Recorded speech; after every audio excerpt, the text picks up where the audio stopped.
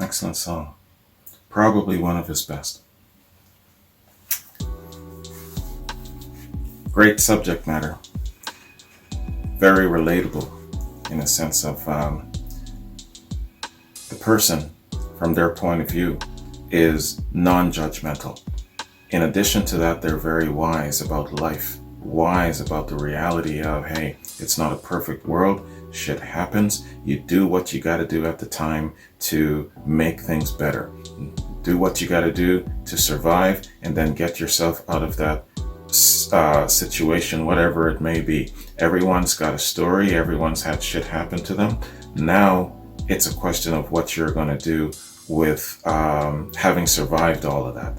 Do you keep it as a crutch, or do you try to do your best to make a change for the better? You got to be forward looking. At the same time, I know you got some hangups. I know that you might be a little bit timid in regards to relationships, but I'm not here to judge. You know what I'm saying? Love that. Great wisdom in this song, man.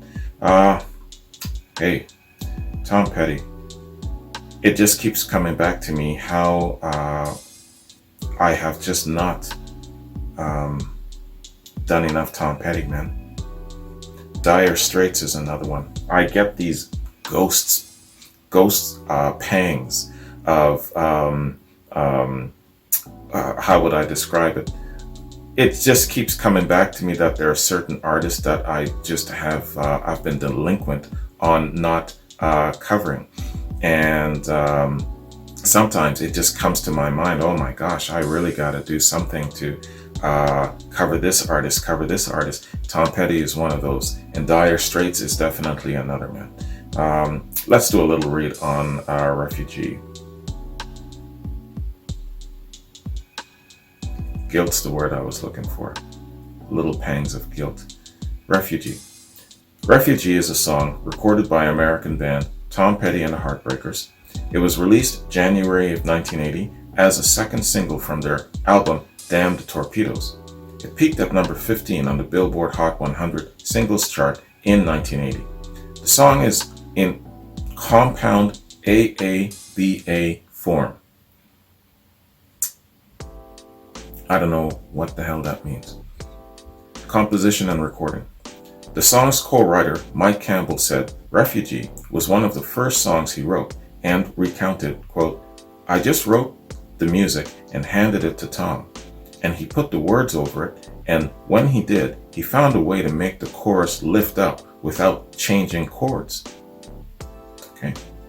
In a November 2003 interview with Songfacts, Campbell described the recording sessions for Refugee. Quote, that was a hard record to make. It was a 4-track that I made at my house. Tom wrote over the music as it was, no changes, but it took us forever to actually cut the track. We just had a hard time getting the feel right. We must have recorded that 100 times. I remember being so frustrated with it one day that I think this is the only time I ever did this. I just left the studio and went out of town for 2 days. I just couldn't take the pressure anymore. But then I came back, and when we regrouped, we were actually able to get it down on tape. Unquote. Yeah, you see, these are the things that I like knowing about. The inspiration, how music came about, the sacrifices that had to be made to get a song to us. How much do we appreciate this song more now? You know, just knowing this backstory about it. And the ability of Tom to be creative. And what did he say? He was able to, he found a way to make the chorus lift up without changing chords. So yeah, man, so much goes into the creation of a given song. Every single song has a story, and I wish that there was enough information about every single song that I cover. Sadly, no, but I appreciate learning little things like this. It really makes me appreciate the song more. Notable remix. It was recorded by Melissa Etheridge in 2005 for her greatest hits, The Road Less Traveled album, and reached number 6 on the Billboard Pop 100. Other versions have been done by Veins of Jenna, Alvin and the Chipmunks, and the Gaslight Anthem. Okay, and so that is the Wikipedia Song Fact info on Refugee. And that concludes my reaction to this excellent quad. Jeff, thank you very much, man. And thank you for Tom. Jeff was saying to me, hey, originally what he wanted to do was he wanted to do a quad for, I believe it was the Animals.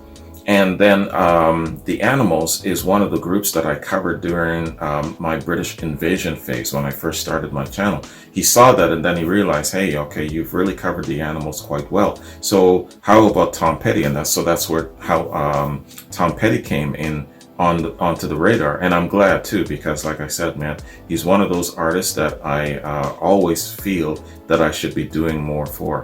Dire Straits as well. And Dire Straits has only appeared on the radar for Artist of the Month twice. So I'm not trying to poke you into getting Dire Straits in, but I just wanted to let you know that Dire Straits is one of those artists that I want to do more for. I believe I've only covered perhaps, I think maybe 2 Dire Straits. No, I think maybe just one, if memory serves me correct. And it was Brothers in Arms. This is when I was into my anti-war stage and I was deep in it.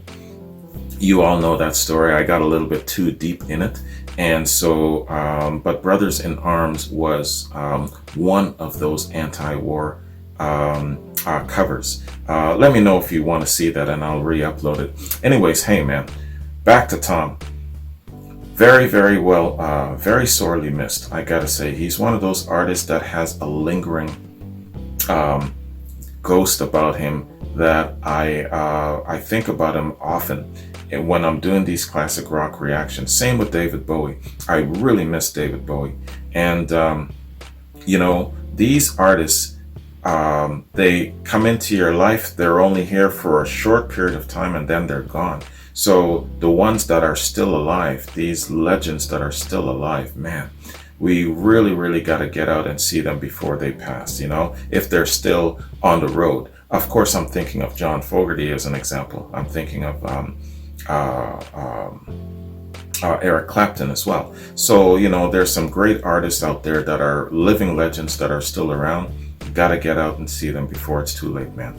And it's one of those things where there seems to be a season, doesn't there? Every single year, doesn't there seem to be a season where a lot of our great treasures just pass, and sometimes it comes in threes, you know? So I'm not always looking forward to it because, you know, I know within a short period of a couple of weeks to maybe a month or two in between, another great artist is going to pass, you know. That's that bums me out thinking about it. And that happened with Tom, and a couple of others passed as well. So that is the only downside to doing classic rock, because a lot of our icons are passing away.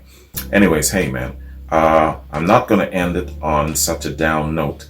I'm going to say that my next quad will be probably in another day. I've got a couple of new patrons that I'm going to hit up and take care of first, and then I'm going to get on to my other reactions. I believe Francisco, you're not exactly new, but yours will be up in a couple of, about 2 weeks from now. I want to take care of my new patrons coming in, and then I'll take care of everyone else's. So that's what I'm doing, man. Oh yes, and that's my next note.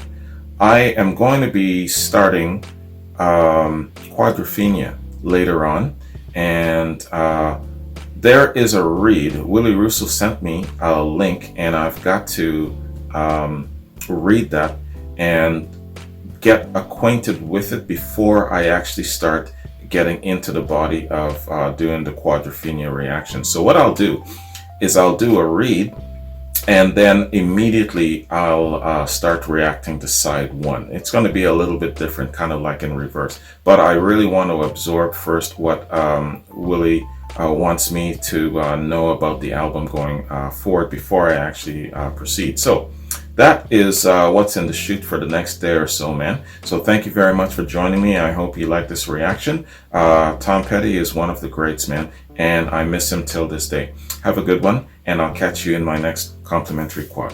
Peace.